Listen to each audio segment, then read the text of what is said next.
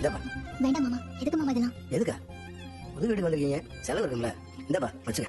வேண்டாம் மாமா, காசெல்லாம் இருக்கு. ஏப்பா இருக்க காசோட சேர்த்து இதையும் வச்சுக்கப்பா. இந்த வாங்கிக்க. மாமா கொடுக்குறீங்களா, வாங்க. வாங்கிக்கப்பா. தேங்க்ஸ் மாமா.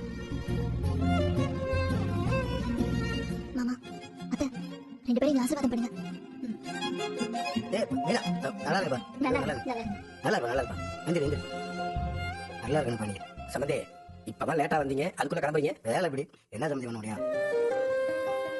இருந்து மெதுவா வாங்க, நான் கிளம்புறேன். வரேப்பா. சரிங்க மாமா. எங்க நாமளும் இந்த மாதிரி கோட்டஸ்க்கு வந்தா நல்லா இருக்கும்ல?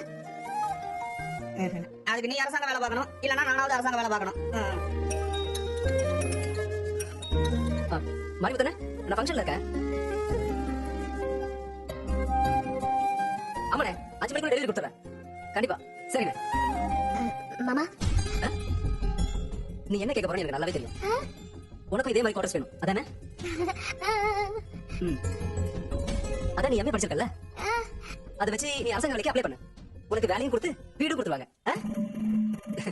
அதுக்கப்புறம் நீ படிக்கவும் இல்ல, ஒண்ணும் இல்ல, ஏமாத்தினா இந்த வேலையை வாங்கினா அப்படின்னு சொல்லிட்டு உனக்கு ஜெயில போடுவாங்க. கோட்டஸ் வேணுமா? கோட்டஸ் ஆள பாரு. போய் மாமா போறீனா?